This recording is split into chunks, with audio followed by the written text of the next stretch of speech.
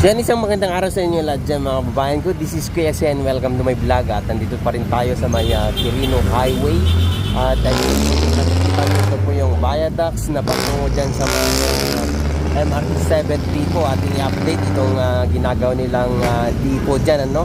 So nakikita natin itong mga viaducts, napaka-solid na po. At meron na pong mga fence sa bawat gilid.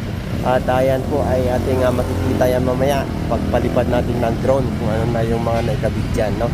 So pupunta tayo ngayon doon sa may depot at atin naman kumustahin kung ano na yung progress doon sa mga ginagawa nila sa loob. Okay?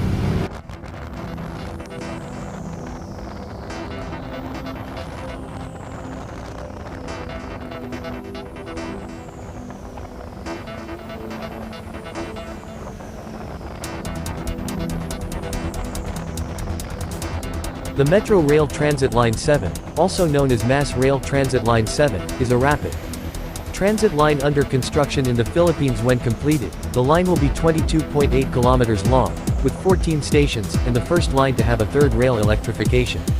The line runs in a northeast-southwest direction, beginning at San Jose del Monte, Bulacan up to the North Triangle Common Station in North Avenue, Quezon City.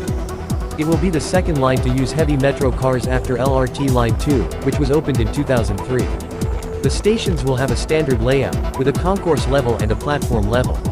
The concourse is usually above or below the platform, with stairs, escalators and elevators leading down to the platform level. Station concourses will contain ticket booths, which is separated from the platform level by fare gates. Most stations will be designed to be barrier-free inside and outside the station, and trains will have spaces for passengers using wheelchairs. Stations will either have island platforms and side platforms.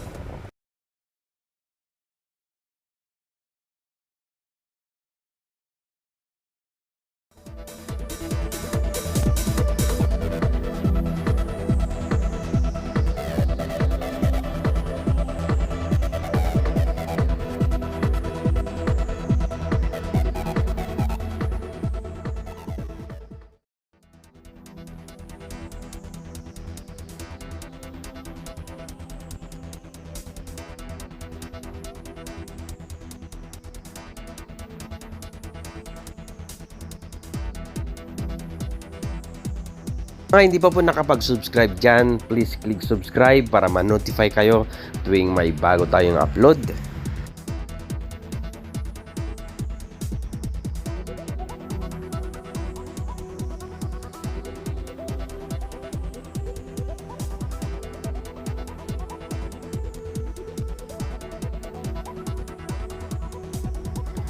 So andito na tayo ngayon sa ginagawang depot ng MRT-7, no? Along Quirino Highway pa rin dito.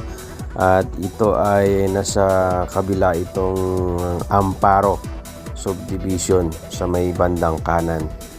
At i-check din natin itong ginagawang Sacred Heart Station dyan.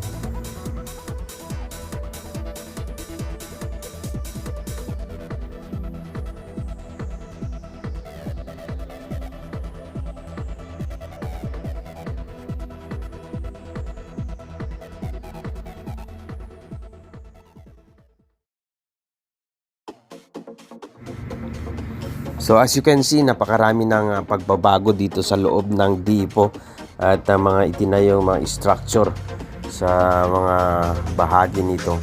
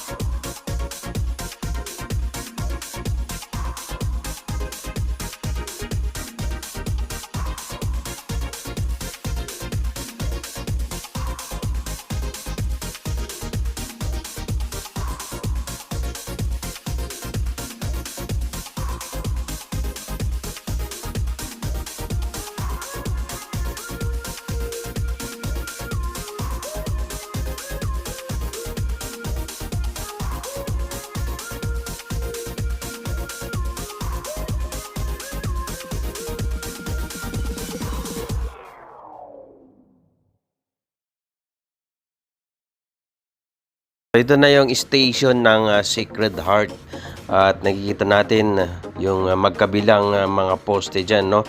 Wala pa rin naidadagdag.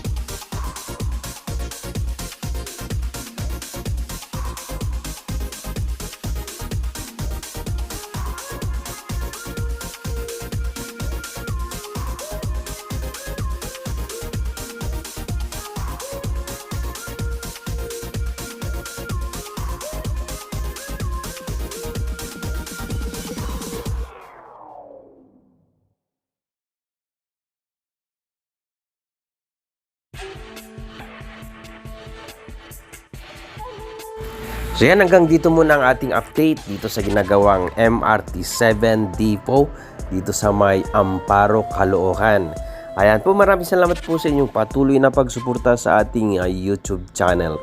God bless you all.